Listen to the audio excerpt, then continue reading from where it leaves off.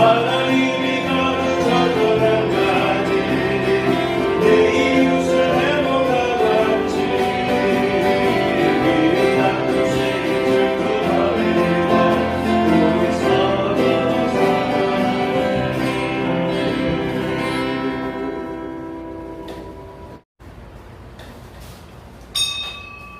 주님, 이 자리에 오셔서 저희가 드리는 찬양과 영광의 시간을 받아 주옵소서. 아멘. 일어나시고 3장을 부르겠습니다.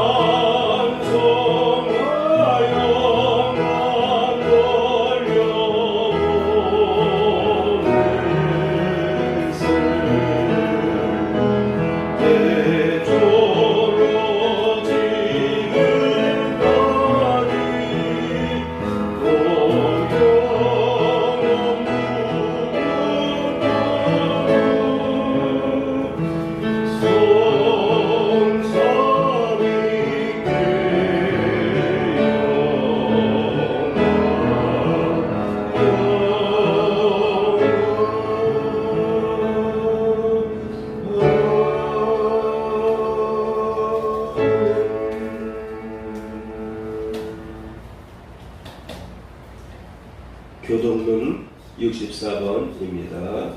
할렐루야. 아멘. 자리에 앉으시겠습니다.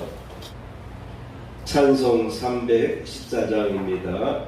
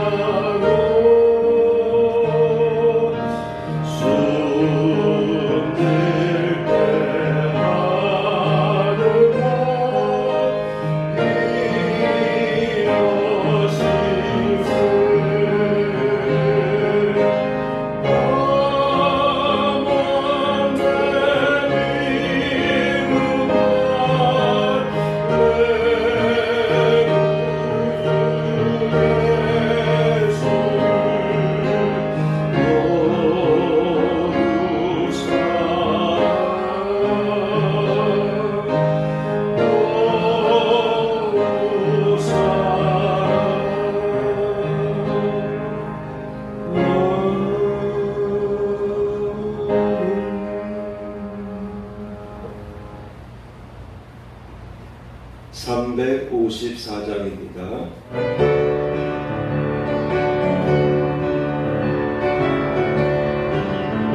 주를 안보하는 나 올라가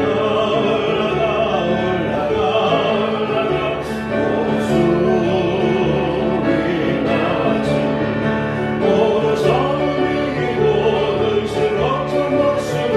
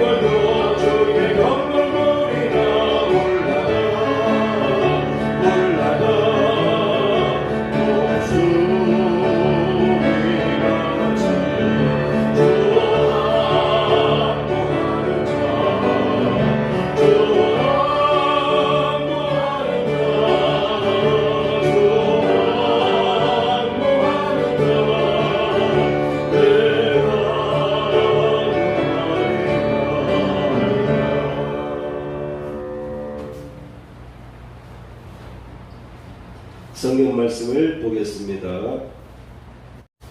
오늘 성경 본문은 신약 성경 로마서 16장 1절에서 12절까지입니다. 내가 갱그리아 교회의 일꾼으로 있는 우리 자매 베베를 너희에게 추천하노니 너희는 주 안에서 성들의 합당한 예절로 그를 영접하고 무엇이든지 그에게 수용되는 바를 도와줄지니 이는 그가 여러 사람과 나의 보호자가 되었음이라. 너희는 그리스도 예수 안에서 나의 동역자들인 브리스가와 아굴라에게 문안하라. 그들은 내 목숨을 위하여 자기들의 목까지도 내놓았나니 나뿐 아니라 이방인의 모든 교회도 그들에게 감사하느니라. 주 안에서 많이 수고하고 사랑하는 보사에게 문안하라. 아멘. 제목을 보시겠습니다. 로마 교회에 소개된 동역자들. 오늘은 로마 교회에 소개된 동역자들이라는 제목으로 말씀을 나누도록 하겠습니다.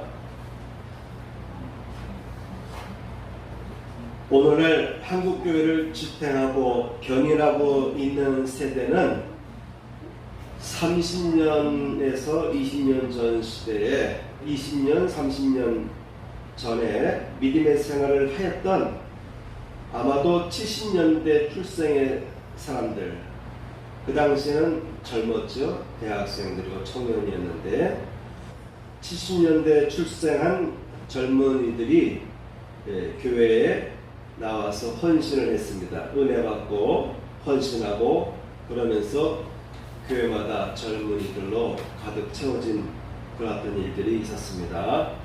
30년 또는 짧게는 20년, 길게는 40년 전까지로 거슬러 보면은 한국 교회에 큰 부흥이 있었는데 그 중에서도 젊은이들의 부흥이 눈에 띄었습니다. 그 당시의 부흥의 결과로, 그 결실로 요즘 한국교회를 지탱하고 견인하고 있는 중요한 역할을 감당하는 사람들이 되었습니다. 아마도 전국에 있는 교회 중에서 중요한 일들, 중요한 직책들을 맡고 있는 분들 보면은 다 30년, 20년 전쯤에 교회에서 젊은이들로 활동하던 사람들. 그들의 대다수가 여전히 교회를 지탱하고 있고 견인하고 있고 교회에서 중요한 역할을 감당하고 있다는 것입니다. 그런데 오늘날 한국교회는 큰 고민에 빠졌어요. 한국교회를 이끌어갈 젊은 세대가 없다고 하는 거예요. 어린아이들도 마찬가지고 주일학교 아동부도 마찬가지고 중고등부도 마찬가지고 청년부는 더욱더욱 문제가 심각해지고 있습니다.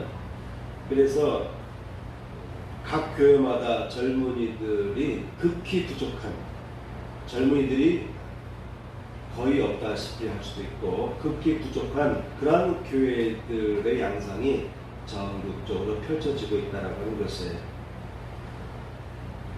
요즘에 여기저기서 들려오는 소리가 있어요. 저는 목회자니까 또 목회자들끼리 이렇게 만나보면 규모가 어느 정도 큰 교회 목회자들인데도 자매를 소개시켜달라는 얘기를 하더라고요. 그런 얘기 들을 때마다 깜짝깜짝 놀라요. 아니, 당신이 목회하는 교회도 이미 규모가 어느 정도 있고 그 정도 규모라면 젊은이들도 어느 정도의 숫자가 있을 텐데 왜 거기서 못 찾고, 그것도 뭐 서울에 있는 목회자가 또는 뭐 경기도에 있는 목회자가 또는 우리 청주권 안에서도 그런 이제 저와 연배가 비슷하니까 자녀들이 이제 결혼할 때 되지 않았습니까? 딸이든 아들이든. 근데 특히 아들 갖고 있는 목회자들 중에서 며느리를 찾아야 되는데 자기 교회 안에서 또는 그 지역 안에서 못 찾고 도를 넘어서 여기저기 이야기를 부탁을 하는 것을 제가 많이 들어봤습니다. 그만큼 교회 안에 젊은 세대가 많이 있지 않다. 아니, 별로 없다라고 판단하시면 되겠습니다. 예전에는 교회가 한참 부흥할 당시에는 믿지 않는 사람들이, 제 기억에는 고등학교 때만 해도 믿지 않는 사람들이 교회 가는 사람들을 향해서 비아냥 거릴 때 쟤들 연애하러 간다 이런 말을 했어요. 고등학교 때부터 그런 얘기를 간간히 들었습니다. 그러니 대학 다닐 시절에는 어떻게 했어요?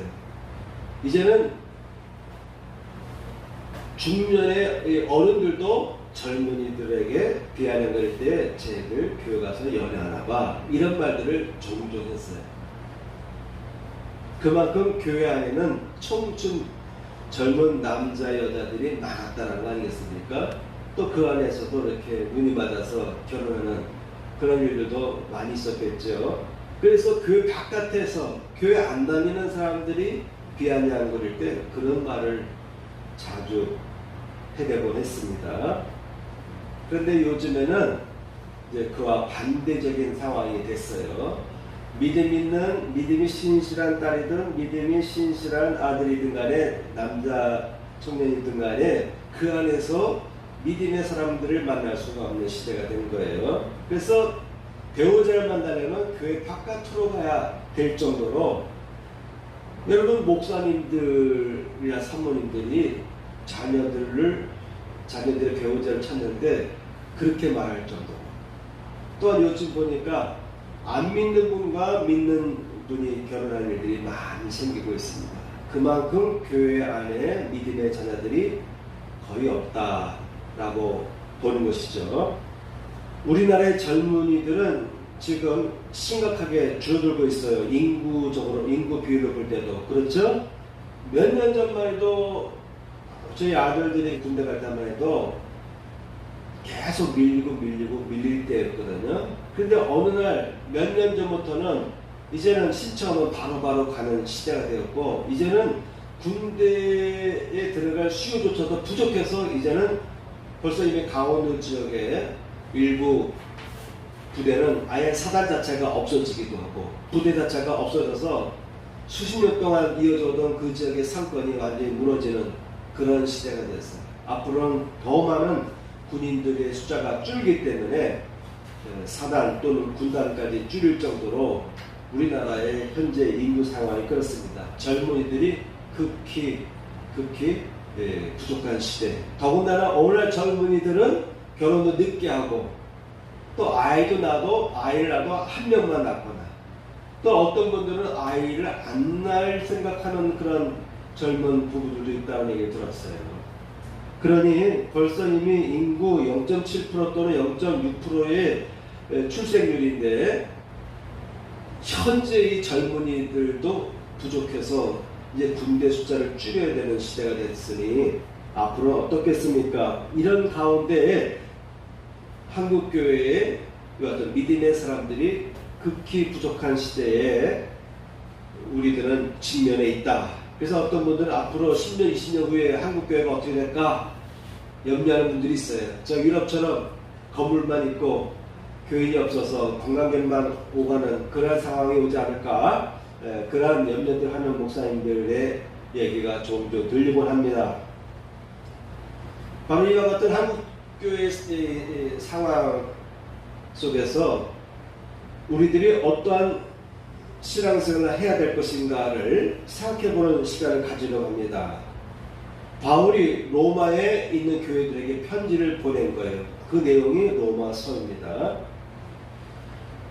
바울이 목회할 당시는 기독교 초기예요. 초기니까 당연히 교회도 별로 없고 당시에는 아마도 우상숭배하는 사람들이 많았겠죠. 그리스 지역, 로마 지역에서는 헬레니즘의 영향을 받아가지고, 그렇죠? 뭐 여러 가지 신전들이 있지 않습니까? 또한 전 세계에 흩어져 있던 유대인들은 그들 나름대로의 그 신앙을 유지하기 위해서 율법을 철저히 지키는 그 어떤 전통을 갖고 있었어요. 우리나라 사람들이 미국 가면 코리안 타운을 만들고 중국 사람들도 차이나 타운을 만들듯이 유대인들도 어딜 가든지 간에 자기들끼리 모여 살았어요. 그래서 유대교에 헌신하는 사람들이 많았거든요. 철저하게 믿음 생활하는 사람들이 많았습니다. 그로 인해서 새롭게 등장한 예수를 믿는 무리들에 의한 복음 전파에 의해서 유대인들이 흔들리기 시작합니다. 그래서 유대교에서는 기독교를 모질게 핍박할 수밖에 없었어요. 예수를 만났던 사람들조차도 예수님께서 활동하던 유대와 예루살렘과 그 지역에서도 예수님을 핍박해서 결국은 예수님을 십자가에 죽였던 유대인들인데, 하물며 또한 다른 나라 지역에서 옹기종기 살고 있던 그 유대인들의 마을에서는 또 어떤 일들이 벌어지겠습니까? 예수님의 흩어진 제자들이 가서 복음을 전할 때 역시 그들도 이해할 수 없는 종교를 전파하기 때문에 박해를 했어요. 그래서 이 로마서를 쓸 당시의 교회들 상황을 보게 되면 역시 이때도 교회 상황은 매우 열악했다. 교인 숫자도 얼마 안 됐고 다들 가정집에서 모이는 뭐 10명, 20명, 많아야 30명 될까? 그렇게 가정별로 모여서 몰래 예배를 드릴 수밖에 없었습니다. 어떤 지역은 자유롭게 예배를 드릴 수도 있었겠지만 유대인들의 박해를 받아야 됐고, 또한 로마인들의 눈치를 보고 로마인들의 박해가 이어지기 때문에 이 당시에 초대교회의 모습들 보면은 제대로 활동할 수가 없었고, 또한 전도도 하기가 힘들었고, 그래서 그리스도인이라고 해봐야 얼마 되지 않았습니다. 사도 바울은 그의 서신에서 이러이러한 사람들을 추천하니까 이러이러한 사람들이 갔으니 너희들은 만나서 인사하라, 서로 반갑게 맞아라 하면서 소개할 때 동역자란 말을 자주 썼어요. 나의 동역자 누구누구, 나의 동역자 누구누구, 이런 말을 썼습니다. 동역자라는 말은 함께, 더불어라고는 뜻의 전치사 쉼과 일이라고 하는 명사가 합성돼서 더불어 일하는 자, 조수 뭐 이런 뜻을 갖고 있는데, 그런 뜻의 동역자라는 단어를 써서 지금 자기가 어떠한 사람을 보냈으니 서로 인사하라라고, 서로 문안하라라고 권하고 있는 것입니다. 첫 번째 사람은 베베입니다. 다 다룰 수는 없고 제가 몇몇 사람들에 관해서만 나누도록 하겠습니다. 로마 교회에 보낸 거예요. 바울의 최종 목적지는 로마를 지나서 서바나, 지금의 스페인입니다. 그 당시에는 스페인이 세상의 끝이라고 봤기 때문에 예수께서 땅끝까지 이르러 복음의 증인이 되라고 했기 때문에 사도 바울은 땅끝까지, 서바나까지, 스페인까지 가서 복음을 전하려고 하는 어떤 큰 계획을 갖고 있었습니다. 그 서바나로 가기 전에 들려야 될 것이 바로 로마인데, 이 로마 교회에 보낸 서신에서 제일 먼저 소개한 사람이 여성이라고 하는 것입니다. 우리 자매 베베를 너희에게 추천하노니 라고 기록하고 있습니다. 여성의 인권이 오늘날 많이 올라갔잖아요. 너무 지나치게 또 여성의 인권을 너무너무 주장하다 보니까 한국 사회에서도 보면 정치적으로 또 충돌이 오는 경우도 있는데, 이 당시에 여성이 교회 일을 할 수 있었다고 하는 것은, 기독교에서는, 초대교회에서는 여성들도 남성들과 같이 능력이 있으면 얼마든지 주의 일을 감당하고 교회를 개척하기도 하고 교회를 이끌어가기도 했던 것 같습니다. 왜냐하면 예수님 때부터도 성경에는 예수님을 따르던 12제자들과 70명의 제자들에 대한 이야기가 나오고, 그 숫자는 아마도 남자들만 파악한 숫자입니다. 이 당시의 사람의 숫자는 남자를 포함하는 거예요. 장정, 군대 갈 수 있는 장정의 나이로부터 시작한 사람들의 숫자를 보통 셌습니다. 그러나 예수께서 사역하는 3년 동안에 보면은 모든 그 사역의 뒤에서 조력하고 협력해 준 사람들이 있었어요. 많은 알려지기도 하고 알려지지 않은 많은 여인들이 예수님의 사역에, 예루살렘에 올라갈 때도 따라다니던 같은 여성들이 많이 있었어요. 그래서 그런지 기독교는 처음부터 여성들도 같이 사역에 동참하고 헌신했다라고 하는 것입니다. 그래서 이와 같은 여성 일꾼들이 등장하기 시작하는 것입니다. 우리 자매 베베를 너희에게 추천한다 라고 되어 있습니다. 너희가 주 안에서 성도들의 합당한 예절로 그를 영접하고, 성도들의 합당한 예절로 그를 영접하라. 여성이라고 해서 무시하지 말고 성도의 합당한 예절로 그를 영접하고 무엇이든지 그에게 소용되는 바를 도와줄지니. 그 여성이 무엇을 원하든지 다 도와주라고 하는 것이에요. 그 자매는 여러 사람과 나의 보호자가 되었으니라. 보호자가 되었다. 아마도 선교 여행을 하거나 사역을 할 때에 아마도 물질적으로 사도 바울과 그의 일행들을 많이 도왔던 것 같아요. 보호자가 되었다라는 표현을 하고 있습니다.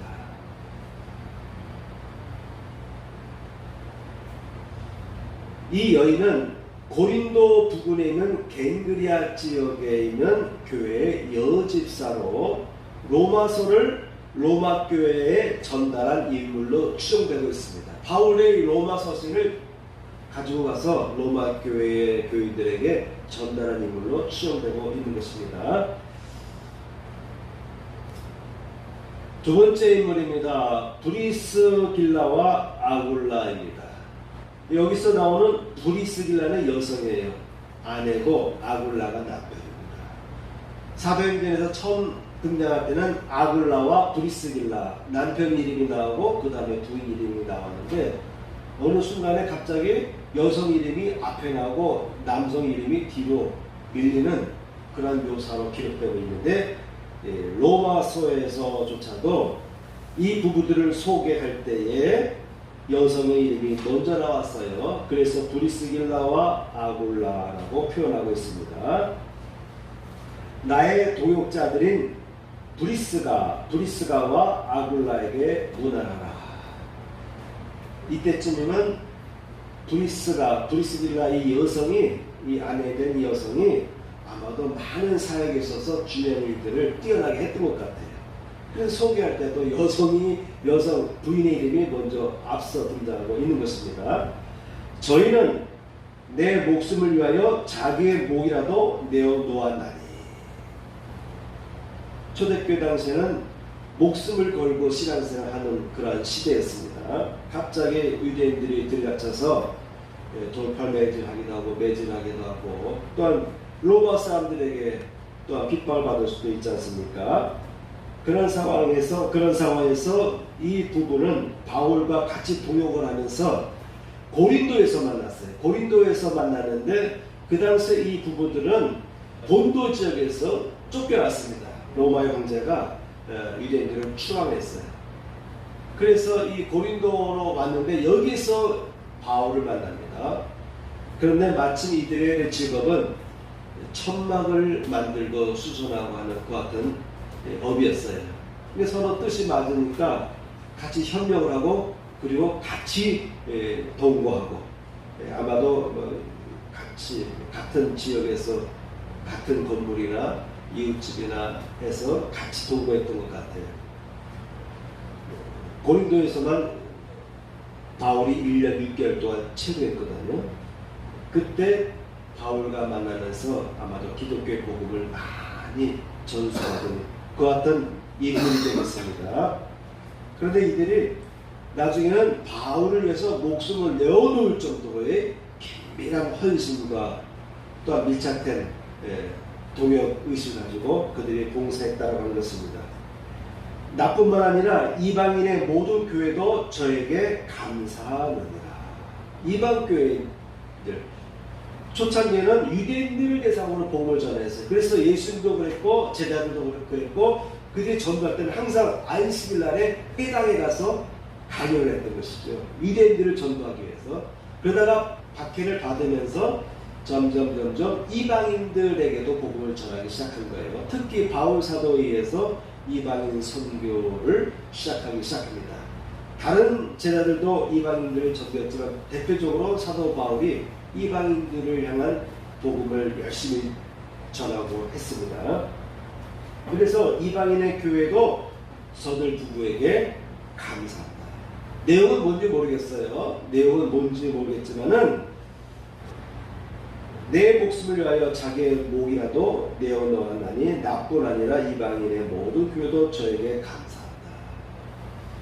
뭐 여러 가지 상상할 수 있는데, 어쨌든 바울의 선교팀을 위해서, 선교사역을 위해서 많이 헌신한 사람이다라고 보면 되겠습니다.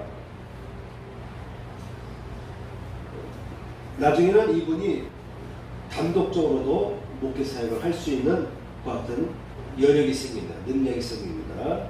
그리고 에베소에서 아볼로라는 사람을 만나는데, 이 아볼로는 예수를 믿는 사람이긴 사람인데, 예수님의 복을 전한 사람인데 세례 요한의 독까지만 이해하는 것 같은, 아직은 기독교인으로서 온전한 신앙적인 체질을 갖추지 못했어요.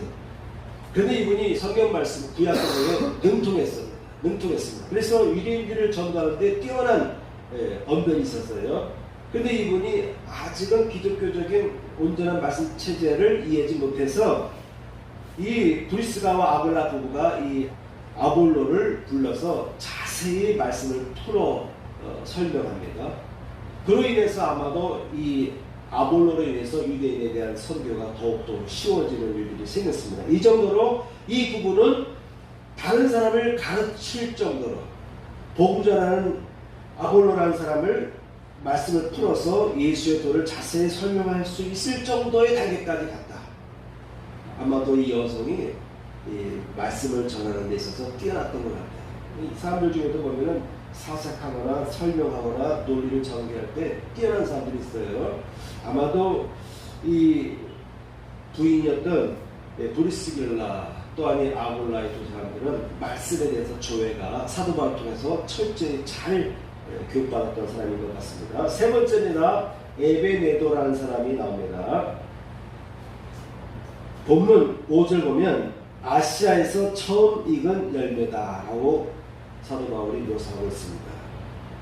또 저희 교회에게도 문안하라. 나의 사랑하는 에베네도에게 문안하라. 저는 아시아에서 그리스도께 처음 익은 열매니라. 아시아에서 사도 바울이 전도한 사람 중에서 첫 전도했던 어떤 열매다라고 묘사하고 있습니다. 이와 같이 교회는 각 교회 나온 사람, 그런 사람들이 교회를 지탱하고 유지하고 있었다고 하는 거예요. 뭐 신앙생활 오래 한 사람들, 그런 사람들이 교회를 이끌어가는 것이 아니라 이와 같이 각 처음으로 복음을 접하고 예수 믿기로 작정한 사람들, 이런 신앙적으로 보면 매우 어린 사람들이죠. 이런 사람들로 인해서 초대교회는 형성되고 발전하고 확장되어 갔다라고 보면 되겠습니다. 네 번째 인물은 마리아입니다.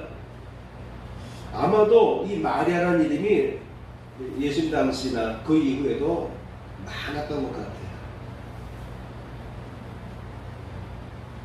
70년대 또는 60년대 출생하신 분들의 특히 여자분들의 이름 중에 보면은 요즘에 듣기 좀 모한 그런 이름들을 갖고 있는 연인들이 있을 겁니다.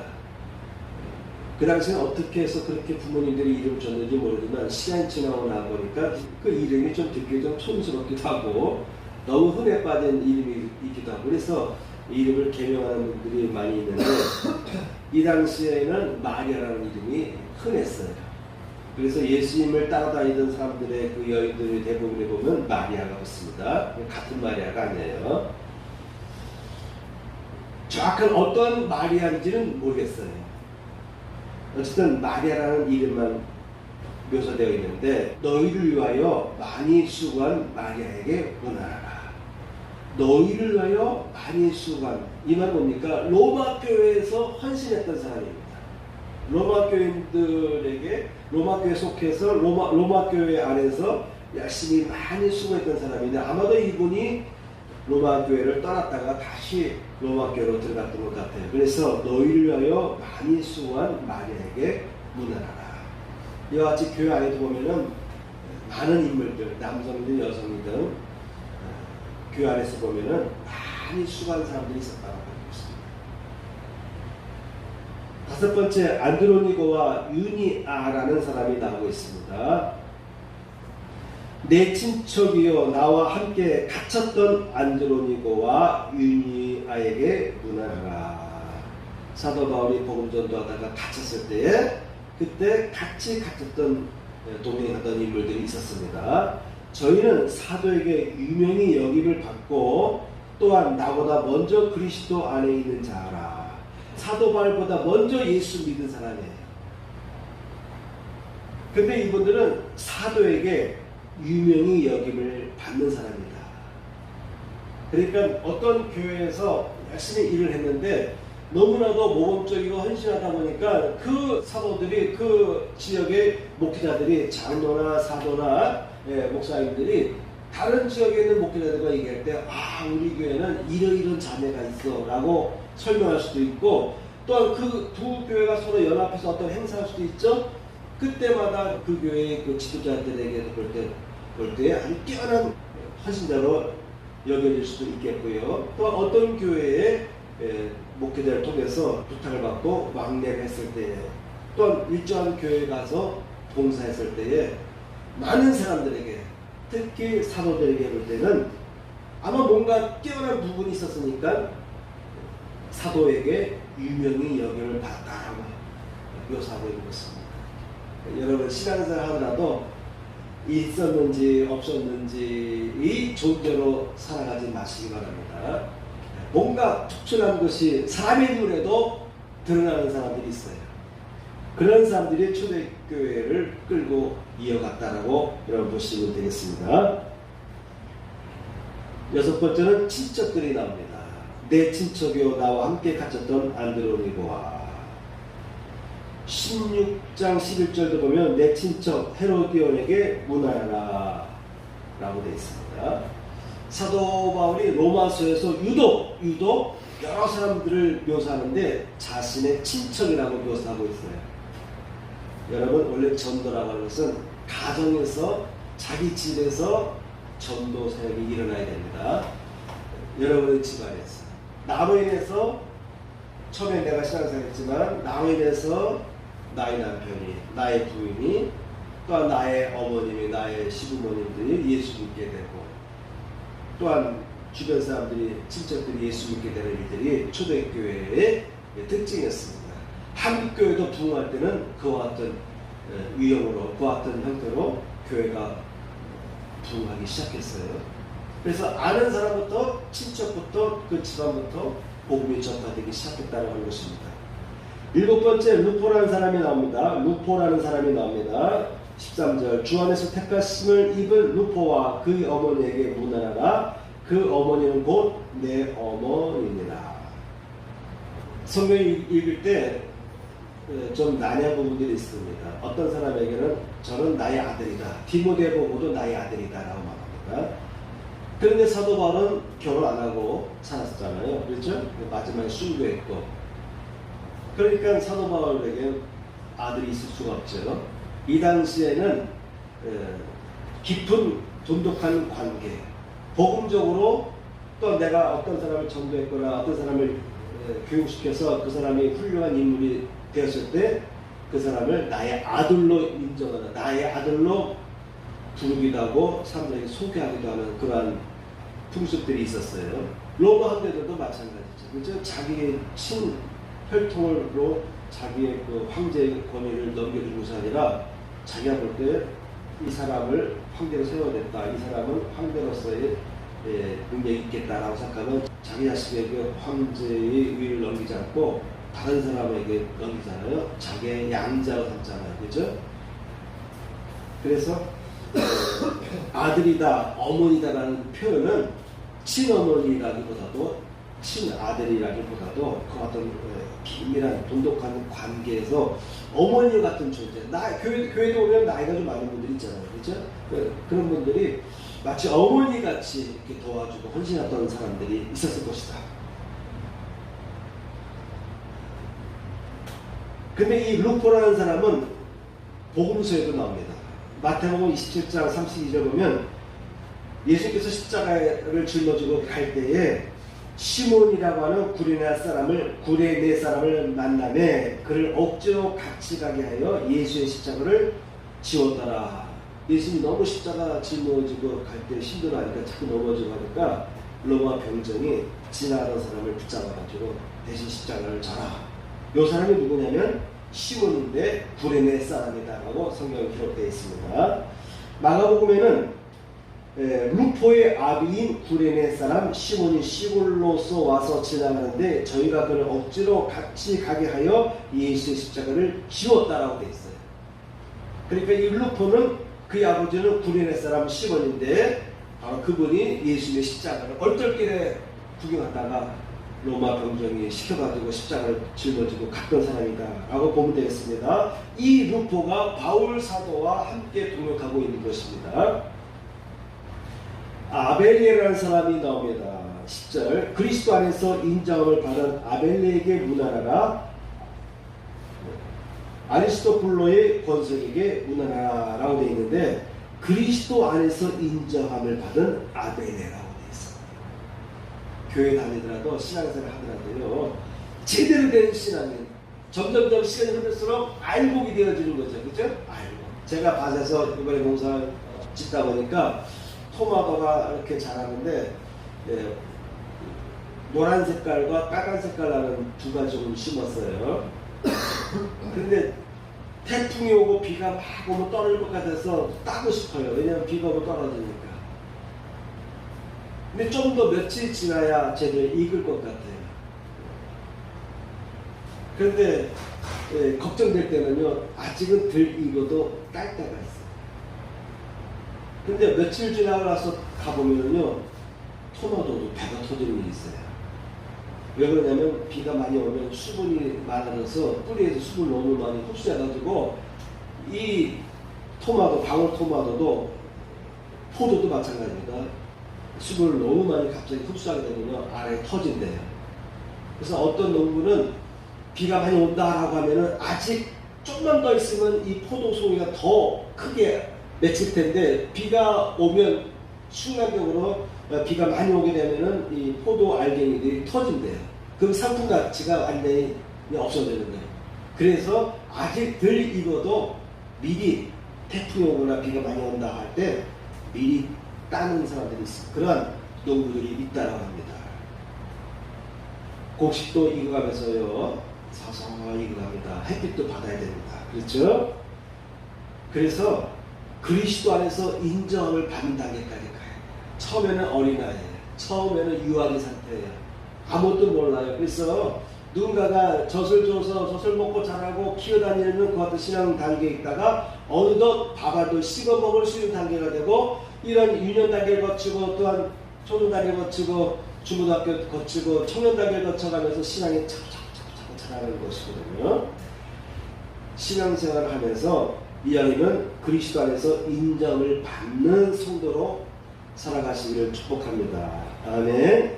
인정받는 그리스도인, 저 사람은 참 그리스도인이다라는 인정받을 수 있는 소리들이 언젠가는 서서히 성장해서 들릴 수 있는 알곡 신자가 되시길 축복합니다. 더시라는 사람이 나오는데 12절, 주 안에서 수고한 두루베나와 두루보사에게 문안하라. 주 안에서 많이 수고하고 살아가는 버시에게 문안하라. 주 안에서도요, 특별히 많이 수고하는 사람이 있다라고 하는 거예요. 초대교회에도 보면은 남달리 많이 수고하는 인물들이 있었습니다. 또 사랑을 많이 하는 사람이 있었어요. 바로 이 버시라는 인물입니다. 한 가지만 더 소개를 마치겠습니다. 디모데입니다. 디모데는 사도 바울이 2차 선교 여행을 하는 과정에서 루스드라 지역에서 만난 사람이에요. 근데 성경에는 사도행전에는 누굴 통해서 복음을 받아들이겠다라는 설명이 없어요. 베드로였는지 누군지는 모르는데 어쨌든 이 디모데라는 젊은이는 이미 예수 그리스도를 영접한 사람이었습니다. 근데 사도 바울이 2차 선교 여행을 하다가 소아시아 지역에 선교 여행을 하다가 루스드라에서 만난 사람이 바로 디모데입니다. 디모데의 어머니는 유대인이고 그의 아버지는 헬라인이었어요. 그런데 그의 어머니도 예수를 영접한 사람입니다. 어머니가 예수를 영접했고 그의 아들 디모데도 예수를 영접해서 신앙생활을 하는데, 그런데 바로 사도 바울이 선교 여행을 하다가 루스드라에 도착해서 만난 거예요. 만나보니까 참 신앙생활도 잘하고요. 루스드라와 이고니온에 있는 형제들에게 칭찬을 받는 자리예요. 이미 주변에 있는 그 지역과 루스드라 지역과 이고니온에 있는 지역에 있는 형제들에게, 믿음의 성도들에게도 칭찬을 받고 있는 젊은이가 바로 디모데였습니다. 그래서 사도 바울의 마음에 너무 쏙 들었어요. 그래서 그를 데리고 같이 선교여행을 시작했던 인물이 되겠습니다. 그런데 이 당시만 해도 교회 주축 멤버들은 유대인들이었어요. 유대인들이 개종해서 기독교인이 되는데, 유대인들에게 있어서 핵심은 율법을 지키느냐에 따라서 기준이 할례를 받았느냐 안 받았느냐였어요. 근데 그 지역 사람들은 다 알잖아요. 그의 아버지가 헬라 사람이니까, 그리스 사람이니까 당연히 할례를 안 받았겠죠. 그래서 바울이 주변에 있는 그 지역에 있는 유대인들, 기독교인들이 이미 그런 상황을 알고 있었기 때문에 주변에 있는 사람들에게 소문이 잘못 나서 복음 선교에 악영향이 끼칠 것 같으니까, 오해받을 것 같으니까 데려다가 할례를 해나갑니다. 원래부터 유대인이고 할례를 받은 사람들이 예수 믿는 사람도 있었고, 원래부터 유대인이 아니거나 또는 이방인이었다가 갑자기 예수 믿는 사람들이 있어요. 이날 초대교회 주축 멤버들은 유대인들 출신이기 때문에 뒤늦게 예수 믿어도 그들은 할례를 받아야 된다라고, 율법을 지켜야 된다라고 주장하는 사람이 있었어요. 그래서 예루살렘 총회에서 합의된 결론은 유대인이 아닌 사람들에게 복음을 전했을 때 그들에게 억지로 율법을 준수하도록 강요하지 않아도 된다라고 하는 예루살렘 총회의 교리가 형성됩니다. 그런 교리가 나왔어요. 그 이후부터는 일반인들이 교회에 왔을 때 그들도 뭐 유대인처럼 율법을 지키는, 특히 할례를 행하는 그런 일을 요구하지 않았습니다. 여러 가지 오해를 살 수도 있어요. 그래서 디모데를 데리고 갈 때에 소문나지 않게 하기 위해서 이미 공식적으로 할례를 행한 다음부터 그를 데리고 선교 사역을 사도 바울이 했다라고 보시면 되겠습니다. 이 디모데는 신실한, 내가 사랑하고 신실한 아들이다 라고 표현하고 있습니다. 믿음 안에서 참된 아들 디모데라고 표현하기도 했습니다. 여기까지는 오늘 나누도록 하겠습니다. 자, 제가 이와 같이 로마 교회에 소개된 여러 인물들을 잠시 다뤘던 것은 로마 교회에 서신을 보낸 사도 바울의 그 환경도 그랬고, 로마 교회 환경도 그랬고, 초대교회 당시에는 교회가 크게 번성하지 못하고 가정적으로, 때에 따라서는 비밀적으로 모여서 소규모로 예배를 드리던 그런 시대입니다.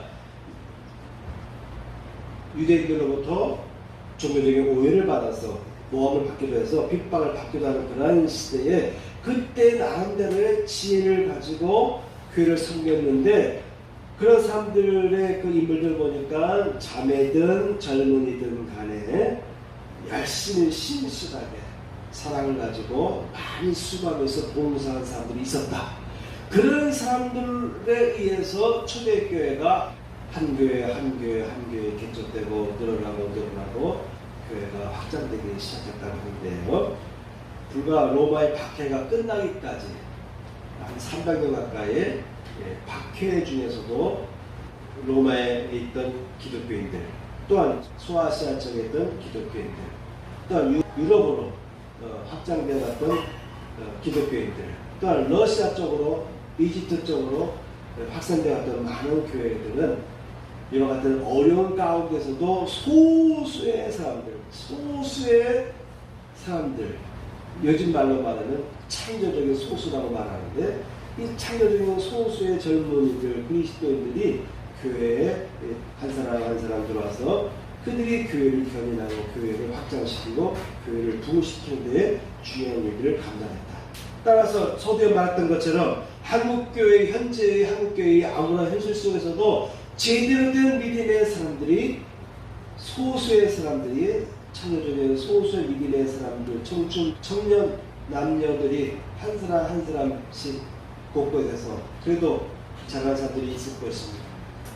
그런 사람들이 있는 한 한국교회를 다시 한번 하나님께서 부흥의 때를 허락해 주셔서 다시 한번 부흥할 때가 올 줄 믿습니다. 그런 때가 오도록 여러분이 기도하시기를 바랍니다. 아멘. 찬양 드리겠습니다.